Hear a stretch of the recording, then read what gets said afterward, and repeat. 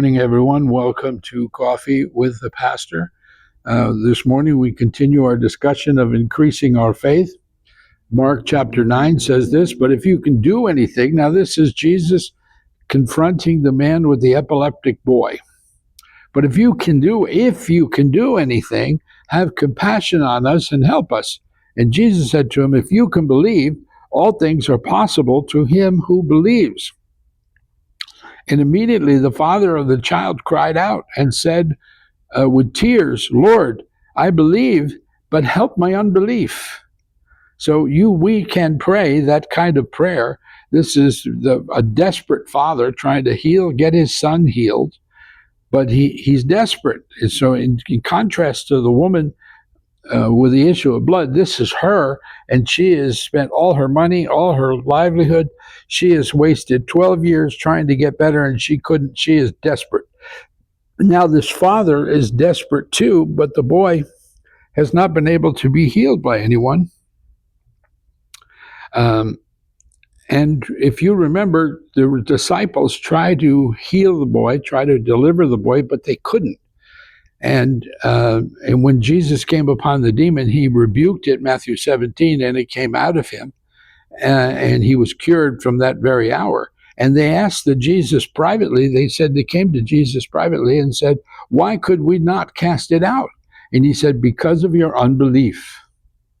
For surely I say to you, if you have faith as a mustard seed, you will say to this mountain, move from here to there, and it will move. And nothing will be impossible for you. In James chapter 1, James cautions against this. And he says, my brethren, count it all joy when you fall into various trials, knowing that the testing of your faith produces patience. But he talks about don't be double-minded, but let that man ask in faith with no doubting. For he who doubts is like a wave of the sea, driven and tossed by the wind.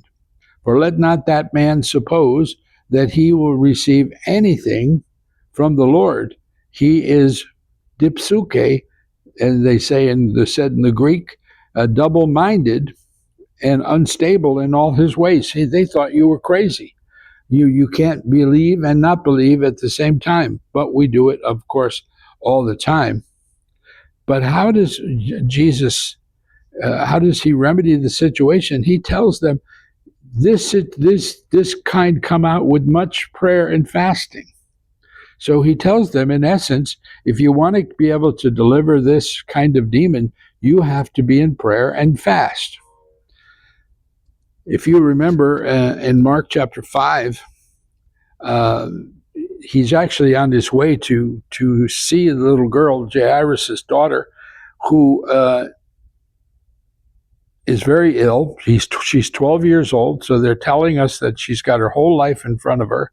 She's 12. And when Jesus is on his way, he gets touched by the woman with the issue of blood, and he slows down for maybe a couple of minutes to address her. And then they come from the Jairus' house and says, your daughter is dead. Don't trouble the teacher any further. As soon as Jesus heard the word that was spoken, he said to the ruler of the synagogue, do not be afraid, only believe. And he permitted no one to follow him except Peter, James, and John, the brother of James. And he left and came to the house of the ruler of the synagogue and saw a tumult and those who wept and wailed loudly. When he came in, he said to them, why make this commotion and weep? The child is not dead, but sleeping. Well, they start making fun, and Jesus puts everybody out of the room. Let me tell you, there are situations when you cannot pray because somebody's unbelief is so strong that you can't pray through it. You have to get them out of that situation. In some cases, maybe ask everyone to leave so you can pray or whatever, but there are situations when the negativity from some people is so strong that you have to get them out. And Jesus wasn't afraid to, even his own disciples. He only took Peter, James, and John. He never took a lot of the others in tough situations.